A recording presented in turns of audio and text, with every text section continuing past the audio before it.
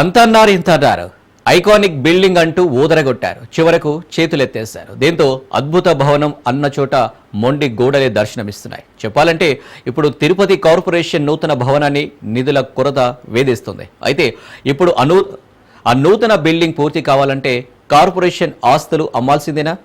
కూటమి ప్రభుత్వ ప్రయత్నాలు ఫలించడం లేదా? ఇప్పటికీ వైసీపీ కార్పొరేటర్లు ఆధిపత్యం చాటుకుంటున్నారా? అసలు మంత్రి నారాయణ మాట కూడా నెగ్గడం లేదా? వెంకన్న పాదాల చింతన ఉన్న కార్పొరేషన్ భవనానికి ఎందుకు ఈ కష్టాలు? Watch this.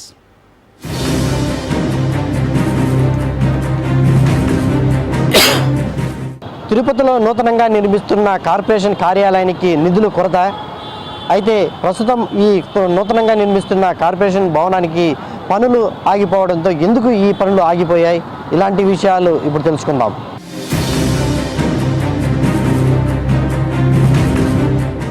ప్రముఖ పుణ్యక్షేత్రమైన తిరుపతికి దేశ నలుమూల నుంచి భక్తులు వస్తుంటారు. అందుకే తిరుపతిని కేంద్ర ప్రభుత్వం స్మార్ట్ సిటీ జాబితాలో చేర్చింది. ఇందులో భాగంగానే తిరుపతిలో అంతర్జాతీయ ప్రమాణాలతో రైల్వే స్టేషన్, బస్ స్టేషన్, అదేవిధంగా తిరుపతి కార్పొరేషన్ భవనం నిర్మించాలని తలపెట్టారు. దీనికోసం గత ప్రభుత్వం హయాంలో రాష్ట్ర వాటా కింద 405 కోట్లు కేంద్ర ప్రభుత్వానికి బకాయి పడ్డారు. నిధుల కొరతతో తిరుపతిలో కొత్తగా కడుతున్న మున్సిపల్ కార్పొరేషన్ కార్యాలయం పనులు అర్ధాంతరంగా ఆగిపోయే పరిస్థితి వచ్చింది. దీనికి ప్రధాన కారణం గత పాలకులు చేసిన నిర్లక్ష్యమే అంటున్నారు. ఎందుకంటే స్మార్ట్ సిటీ నిధులను అడ్డదిడ్డంగా ఇతర పనులకు ఖర్చు పెట్టేశారు. అయితే రాష్ట్ర మున్సిపల్ శాఖ మంత్రి నారాయణ జోక్యంతో తిరుపతిలోని ఏదైనా కార్పొరేషన్ స్థలాన్ని విక్రయించి ఆ నిధులతో నూతన మున్సిపల్ కార్యాలయం పనులను పూర్తి చేయాలని ఆదేశించారు. అయినా పనులు ముందుకు సాగడం లేదు.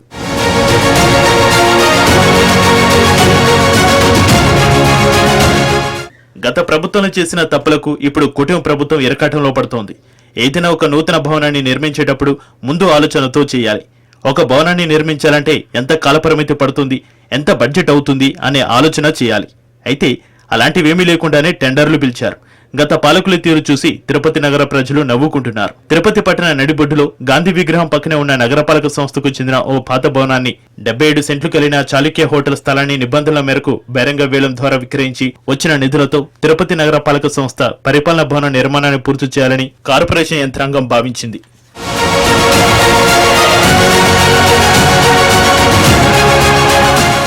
AP municipalities acquisition and transfer of immovable property 1967 నిబంధనల ప్రకారం 1955 సెక్షన్ 148 మేరకు ప్రభుత్వ అనుమతితో కార్పొరేషన్ ఆస్తులను టెండర్ ద్వారా విక్రయించుకోవచ్చు. ఆ మేరకు వైసీపీకి చెందిన మేయర్ ఆమోదంతో కౌన్సిల్ ఆమోదం కోసం ఎజెండాలో సదరు అంశాన్ని చేర్చింది.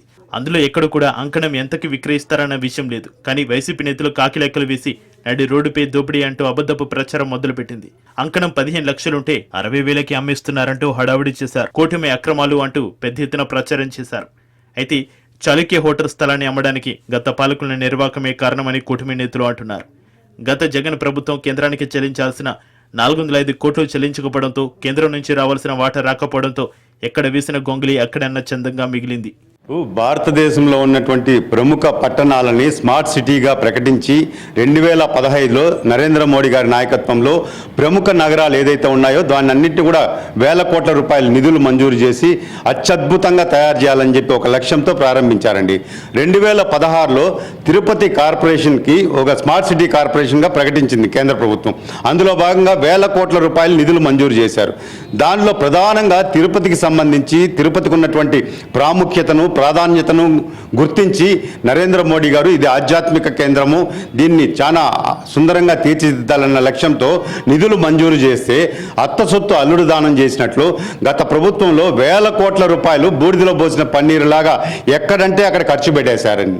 గతంలో మీరు స్మార్ట్ సిటీ నిధులను ఎక్కడ ఖర్చు పెట్టారు, ఎందుకు ఖర్చు పెట్టారు, ఎంత ఖర్చు పెట్టారు? ఈరోజు తిరుపతి స్మార్ట్ సిటీ నిధుల మీద విచారణకు ఆదేశిస్తే నమ్మలేని నిజాలు బయటకు వస్తాయండి. సిటీ ఆపరేషన్ సెంట్రల్ బిల్డింగ్కి నిధులు లేవు. అదేవిధంగా multi level car parking building ప్రారంభించేశాము. నగరపాలక సంస్థ బిల్డింగ్ కూడా దాదాపుగా పూర్తి కావాలంటే డబ్బులు కావాలి, మా దగ్గర డబ్బులు లేవు అని చెప్పి చేతులెత్తేసి నగరపాలక సంబంధించినటువంటి నగర నడిబొడ్డున ఉన్నటువంటి చాళుక్య హోటల్ ఆస్తుల్ని అమ్మేస్తాము అని చెప్పి కౌన్సిల్ అజెండాలో పెట్టే హక్కు అధికారం మీకు ఎవరిచ్చారండి? తిరుపతి నగరపాలక సంస్థ నూతన భవన నిర్మాణం కోసం స్మార్ట్ సిటీ కార్పొరేషన్ నిధులతో వైసీపీ హయాంలో 71 కోట్లతో టెండర్ పిలిచారు. తమిళనాడుకు చెందిన ఆర్ఆర్ తులసి బిల్డర్స్ టెండర్ దక్కించుకుంది. 2023 జూన్ 21న అప్పటి ఎమ్మెల్యే భూమన కరుణాకర్ రెడ్డి చేతుల మీదుగా భూమి పూజ జరిగింది. ఆ తర్వాత బడ్జెట్ 90 కోట్లకు పెరిగింది. కేంద్ర ప్రభుత్వం విడుదల చేసిన స్మార్ట్ సిటీ కార్పొరేషన్ నిధులకు మ్యాచింగ్ గ్రాంట్ను రాష్ట్ర ప్రభుత్వం 2019 నుంచి 2024 వరకు పైసా కూడా ఇవ్వలేదు. ఇంతలో స్మార్ట్ సిటీ గడువు పూర్తి కావడంతో కేంద్ర నిధులు నిలిచిపోయాయి. గత వైసీపీ ప్రభుత్వ పెద్దలు చొరవ చూపకపోవడంతో రాష్ట్ర ప్రభుత్వం నుంచి 308 కోట్లు, కేంద్ర ప్రభుత్వం నుంచి 98 కోట్లు కలిపి మొత్తం సుమారు 406 కోట్లు స్మార్ట్ సిటీకి రావాల్సిన నిధులు ఆగిపోయాయి. దీంతో తిరుపతిలో స్మార్ట్ సిటీ నిధులతో మొదలైన భారీ ప్రాజెక్టులకు ఆర్థిక కష్టాలు మొదలయ్యాయి. తిరుపతిలో నూతన కార్పొరేషన్ భవనం 60% పనులు పూర్తయ్యాయి. ఆ కాంట్రాక్టర్కు ఇప్పటివరకు 17 కోట్లు మాత్రమే చెల్లించారు.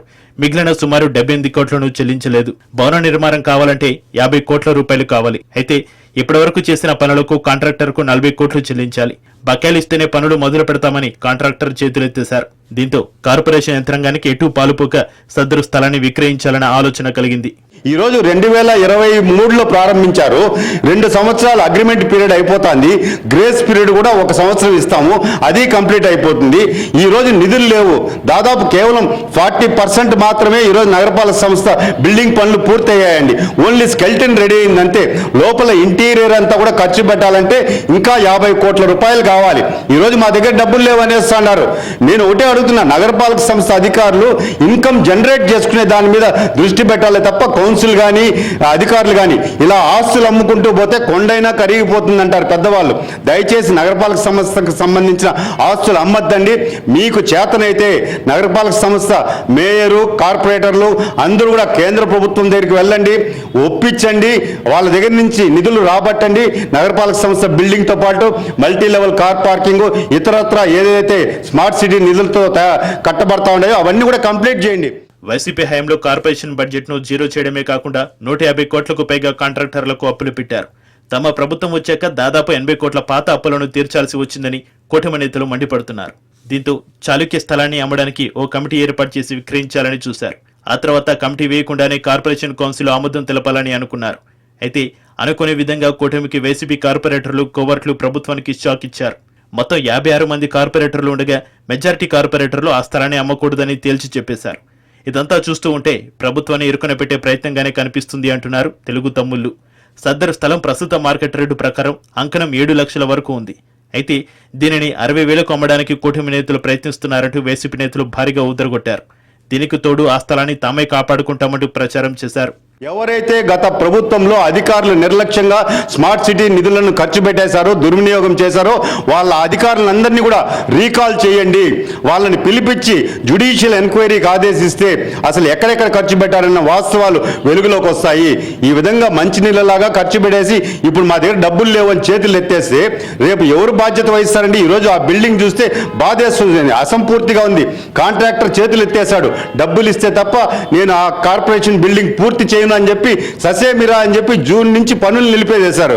ఇది తిరుపతి లాంటి ఆధ్యాత్మిక నగరంలో అలాంటి భవనం మళ్ళా కట్టుకోవాలంటే చాలా కష్టం. ఏదో ఒకటి మీరు కేంద్ర ప్రభుత్వాన్ని ఒప్పించన్న నిధులు రాబట్టాలి, లేదా తిరుపతిలో ఉన్నటువంటి ఏదైతే ప్రైవేట్ స్థలాలు చాలా మంది ఉన్నారు. ఈరోజు ఇన్కమ్ జనరేట్ చేసుకునే అంశాల మీద ఈరోజు ఉన్నటువంటి నగరపాలక సంస్థ కార్పొరేటర్లు దృష్టి పెట్టాలే తప్ప అమ్మేదానికి అందరూ సంతకాలు పెడేస్తాము, వీళ్ళ నాటకాలు ఆడేది, ప్రజల్ని మభ్యపెట్టాలని చూస్తే ప్రజలు ఎవరు కూడా యాక్సెప్ట్ చేయరు. ఈ తిరుపతి నగరం అంతా కూడా ముక్త కంఠంతో నగరపాలక సంస్థకు సంబంధించిన ఆస్తుల అమ్మకానికి వ్యతిరేకం అని చెప్పి హెచ్చరిస్తున్నానండి. వైసీపీ నేతలకు గట్టిగానే కౌంటర్ ఇస్తున్నారు కూటమి నేతలు. గతంలో తిరుపతిలోని ముఖ్య కూడలిలో 10,000 చదరపు అడుగుల్లో 2 కోట్ల స్మార్ట్ సిటీ నిధులతో నిర్మించిన భవనాన్ని కారు చౌకగా వైసీపీ నాయకులు కొట్టేశారని ఆరోపిస్తున్నారు. వైసీపీ హయాంలో తిరుపతిలోని కొన్ని కార్పొరేషన్ స్థలాలను తన అనుకూల వర్గానికి నామమాత్రపు అద్దెకిచ్చారని మండిపడ్డారు. ఏడాదికి ₹1 కోటి పైగా ఆదాయం వచ్చే భవనానికి నెలకు 1,50,000కే వైసీపీ ప్రభుత్వంలో వారి అనుచరులకు కట్టబెట్టారని మండిపడుతున్నారు. తిరుపతి కార్పొరేషన్ నూతన భవనంతో పాటు నగరపాలక సంస్థ కమిషనర్ గెస్ట్ హౌస్ కు కోట్లాది రూపాయలు ఖర్చు పెట్టారు. ఆ నిర్మాణం కూడా పూర్తి కాలేదు. గతంలో స్మార్ట్ సిటీ నిధులను తమ ఆడంబరాలకు, మాస్టర్ ప్లాన్ రహదారుల పేరుతో ఖర్చు చేసిన వైసీపీ నేతలు ఇప్పుడు సంరక్షకులుగా ముద్ర వేసుకోవడానికి హడావుడి చేస్తున్నారని స్థానికులు అంటున్నారు. గత ప్రభుత్వ హయాంలో ఏదైతే తిరుపతి కార్పొరేషన్ భవనం పునాది రాయి వేశారు, అయితే అప్పటి నుంచి కూడా 3 సంవత్సరాల్లో ఈ భవనాన్ని కూడా పూర్తి చేయాల్సిన కాంట్రాక్టర్లు ఇప్పటికీ అంటే 3 సంవత్సరాలు పూర్తవుతున్నా ఇప్పటికీ ఈ కార్పొరేషన్ భవనం పూర్తి కాకపోవడానికి చాలా కారణాలని చెప్పుకోవచ్చు. ముఖ్యంగా కార్పొరేషన్లో నిధులు లేకపోవడం, మరోపక్క ఇప్పుడు పూర్తి చేయాలంటే తిరుపతిలోని కార్పొరేషన్కి సంబంధించిన ఆస్తులు కూడా అమ్మేసి దీన్ని పూర్తి చేయాలనేసి ఒక ప్రతిపాదన అయితే తిరుపతిలో నడుస్తుంది. అదే చూద్దాం ఇది పూర్తి కావాలంటే ఏ విధంగా టీటీడీ నుంచి నిధులు తీసుకొని వస్తారా, అదేవిధంగా తిరుపతిలోని కార్పొరేషన్ ఆస్తులు అమ్మి మరి ఈ తిరుపతి కార్పొరేషన్ భవనాన్ని నిర్మిస్తా అనేది మాత్రం మనం వేచి చూడాలి.